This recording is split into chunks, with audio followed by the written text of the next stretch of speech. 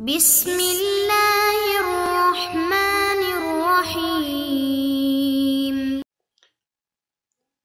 اعوذ باللہ من الشیطان الرجیم، بسم اللہ الرحمن الرحیم۔ الحمد للہ رب العالمین حمدا کثیرا کما هو اہلہ، وصلی اللہ علی محمد واہل بیت الطیبین الطاہرین۔ کتاب شرح بابی ہادی اشر، سبق نمبر 40، فصل دوم، صفات ثبوتیہ۔ تو اس حوالے سے ہم صفات ثبوتیہ کے حوالے سے تمارین ذکر کر رہے تھے، اور پچھلے درس میں ہم نے کچھ تمارین کا ذکر کیا تھا، ان کو حل کرنے کی کوشش کی تھی۔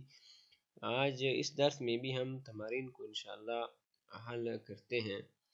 تو جو سوال باقی تھے ان میں سے ایک سوال نمبر 12 کہ ما هي الجهة التي اختلف فيها المسلمون في ارادة الله تعالی، وہ کون سی جہاد تھی کہ مسلمانوں کے درمیان اختلاف ہے اللہ تعالیٰ کے ارادے کے حوالے سے؟ تو وہ دو جہتیں تھیں۔ ایک جہت تو یہ تھی کہ ارادے کا معنی کیا ہے، آیا ارادے سے مراد مطلق علم ہے یا ارادے سے مراد علم بالمصلحہ ہے، یا ارادہ قدرت اور علم کے علاوہ کوئی چیز ہے؟ تو اس حوالے سے ایک اختلاف تھا۔ دوسرا یہ اختلاف تھا کہ آیا خداوند کریم کا جو ارادہ ہے زائد بر صفات ہے یا عین ذات ہے، اور اسی سے پھر یہ اختلاف بھی ظاہر ہو رہا تھا کہ آیا خداوند عالم کا جو ارادہ ہے وہ حادث ہے یا قدیم ہے۔ تو یہ تقریباً 3 اختلاف تھے مشہور و معروف۔ 13واں سوال یہ کہ مت دلیل علی ارادت اللہ تعالی، خداوند کریم کے ارادے پہ کیا دلیل ہے؟ خداوند کریم کے ارادے پہ دلیل 2 دلیلیں ہیں۔ ایک دلیل یہ کہ خداوند کریم نے اوامر اور نواہی کی ہے، اور ظاہر ہے جو بھی امر اور نہی ہے اس سے پہلے علم بالمصلحہ کا ہونا ضروری ہے۔ تو بنابراین اور علم بالمصلحہ وہی خداوند عالم کا ارادہ ہے۔ اور اس کے علاوہ خداوند کریم کا مرید ہونا اس سے بھی ثابت ہے کہ اذا اراد شیئا ان یقول له کن فیکون، خداوند کریم اس چیز کا بھی ارادہ فرماتا ہے تو یہ خلاصہ یہ نقلی دلیل بھی موجود ہے۔ 14واں سوال یہ تھا کہ اذکر دلیل نقلی علی اتصاف اللہ تعالی بالادراک، خداوند عالم کی ذات ادراک رکھتی ہے، اس پہ نقلی دلیل۔ تو اس پہ نقلی دلیل یہ کہ ان اللہ سمیع بصیر، اس قسم کی قرآنی آیات موجود ہیں۔ لا تدرکہ الابصار وہو یدرک الابصار وہو اللطیف الخبیر، تو اس قسم کی کافی ساری آیات شریفہ موجود ہیں، اور احادیث مبارکہ میں بھی اس قسم کی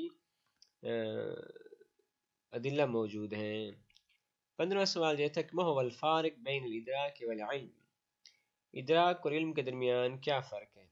تو عرض کیا تھا کہ ادراک کا تعلق حواس کے ساتھ ہے، جبکہ علم کا تعلق عقل کے ساتھ ہے۔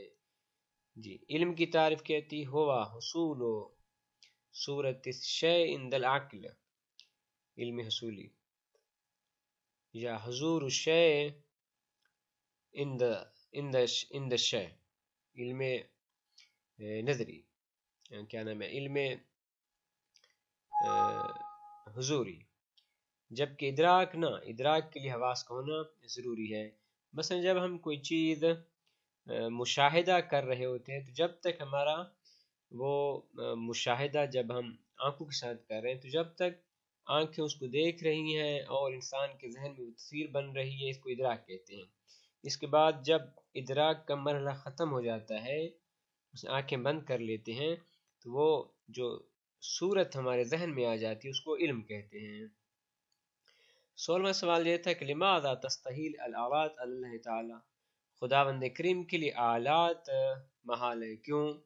آلات سے مراد حواس خمسہ ہے، اس کی وجہ یہ کہ آلات یہ جسم کا خاصہ ہے، اور خداوند عالم جسم و جسمانیات سے پاک اور منزہ ہے۔ اور اس کے علاوہ اگر خداوند کریم کے لیے ان آلات کو قبول کیا جائے تو گویا خداوند کریم کی ذات ان آلات کے محتاج ہے، در حالانکہ واجب الوجود کسی چیز کا محتاج نہیں ہوتا۔ 17واں سوال نمبر 17 کیف یدل کونہ تعالی حیا انہ مدرک، کیا دلیل ہے اس بات پہ یا جی کیف یدل کونہ تعالی، خداوند کریم کا ہے ہونا اس کے مدرک ہونے پہ کس طرح دلالت کرتا ہے؟ تو اس کا جواب یہ ہے کہ جو بھی ہے وہ صاحب ادراک ہوتا ہے، جو بھی ہے وہ صاحب ادراک ہوتا ہے، کیونکہ جمادات وہ درک کی صلاحیت نہیں رکھتی۔ تو خداوند عالم کی ذات ہے بنابراً خداوند عالم مدرک ہے، پس جو بھی ہے وہ مدرک ہے، اور خداوند عالم ہے پس خداوند عالم مدرک ہے۔ جو چیز ہے ہی نہیں ہے وہ مدرک نہیں ہو سکتی، جس میں جمادات ہیں۔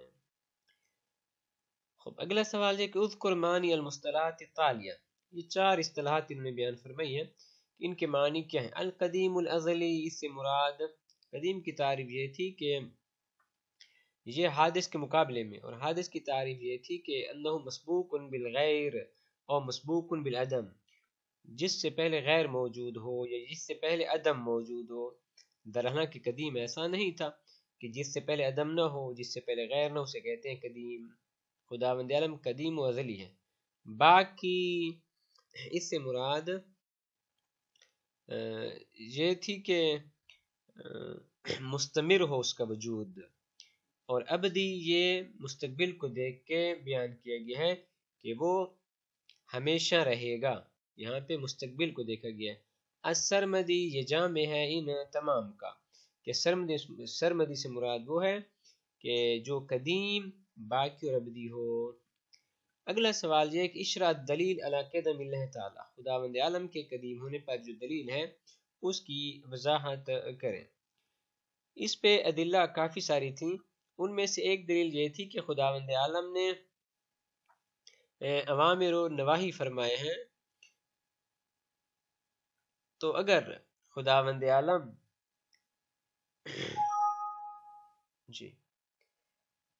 اگر خداوند عالم کو ہم قدیم نہ مانے تو نتیجہ یہ نکلے گا کہ خداوند کریم حادث ہے، اور حادث وہ محتاج ہوتا ہے، اور جو حادث کی تعریف کی گئی ہے کہ وہ مسبوق بالغیر ہوتا ہے، یا حادث کی تعریف کی گئی تھی کہ جو مسبوق بالعدم ہو۔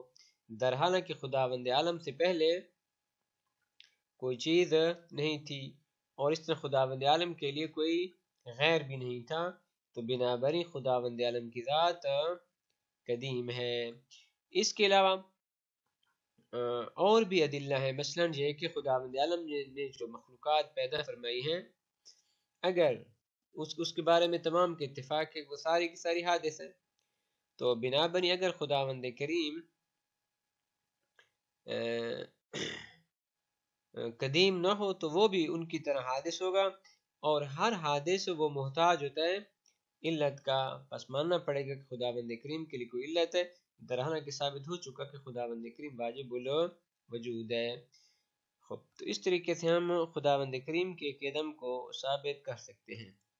اگلا سوال یہ تھا کہ ما ہی الوجوہ التی اختلف فیہا المسلمون حول کلام اللہ تعالی، خداوند کریم کے کلام کے حوالے سے مسلمانوں کے درمیان کیا کیا اختلاف تھے؟ تقریباً 4 جہتیں تھیں۔ ایک جہت یہ کہ خداوند کریم کی کلام کو کیسے ثابت کرتے ہیں، اس میں اختلاف تھا۔ دوسرا اختلاف یہ تھا کہ خداوند کریم کے کلام کی ماہیت کیا ہے، آیا خداوند کریم کا کلام کلام نفسی ہے یا کلام لفظی ہے۔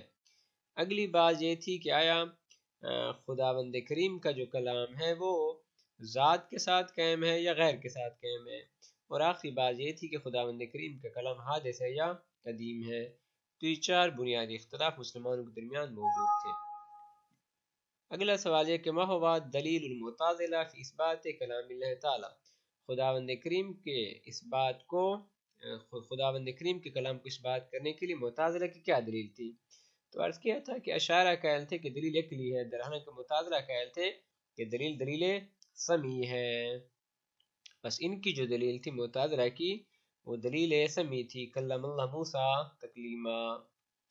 اگلا سوال ما هو الدلیل علی بطلان قول الاشاعرہ فی ماہیت کلامہ، اشاعرہ کا قول ماہیت کلام خدا کے بارے میں یہ تھا کہ خداوند کریم کی کلام نفسی ہے، تو اس کو ہم کس طریقے سے باطل کر سکتے ہیں؟ تو اس کا جواب یہ تھا کہ دیکھیے اولا لفظ کلام سے جو کچھ متبادر ہوتا ہے وہ یہ ہے کہ وہی جس طرح انسان بولتے ہیں کہ جس کے اندر آوازیں اور حروف موجود ہوں. بنابراین خداوند کریم کی کلام کے حوالے سے بھی یہی کہیں گے کہ جو اصوات اور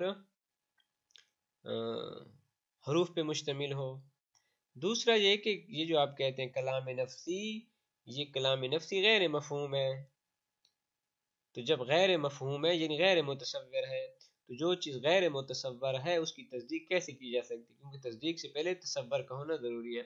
بنابراین اشاعرہ کا یہ قول باطل ہے. اگلا سوال یہ کہ لماذا قول بأن کلامہ تعالی قائم بذاتہ باطل، یہ قول کہ خداوند کریم کا کلام خود اس کی ذات کے ساتھ قائم ہے باطل ہے، اس کی کیا دلیل ہے؟ لیکن خداوند کریم کا کلام اس کی ذات کے ساتھ قائم نہیں بلکہ غیر کے ساتھ قائم ہے، کیونکہ اگر اس کی ذات کے ساتھ قائم ہو تو اس سے چونکہ ہم خداوند کریم کے کلام کے حادث ہونے کے قائل ہیں، بنابراین خداوند کریم کا بھی حادث ہونا لازم آئے گا، یا خداوند کریم کے کلام کا قدیم ہونا لازم آئے گا. کیونکہ جب اس کی ذات کے ساتھ قائم ہو تو دونوں کا اتحاد لازم آئے گا. اور اس کے علاوہ ایک اور بحث بھی ہے کہ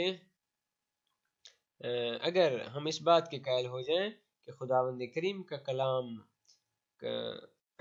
قدیم ہے، اگر خداوند کریم کا کلام اس کی ذات کے ساتھ قائم ہے تو کلام کا قدیم ہونا لازم آئے گا. اگلا جو سوال ہے وہ یہ ہے پس بنابراین خداوند کریم کا جو کلام ہے اولا حادث ہے، ثانیاً غیر کے ساتھ قائم ہے. اور اس کے علاوہ بتائیں گے کہ جب ہم کہتے ہیں خداوند کریم متکلم ہے، اس کا یہ معنی نہیں کہ خداوند کریم خود بولنے والا ہے، بلکہ مراد یہ ہے کہ خداوند کریم کلام کو ایجاد فرماتا ہے، جس طرح اس درخت کے اندر کلام کو پیدا فرمایا. تو خلاصہ خداوند کریم کا جو کلام ہے اس کی ذات کے ساتھ قائم نہیں بلکہ غیر کے ساتھ قائم ہے.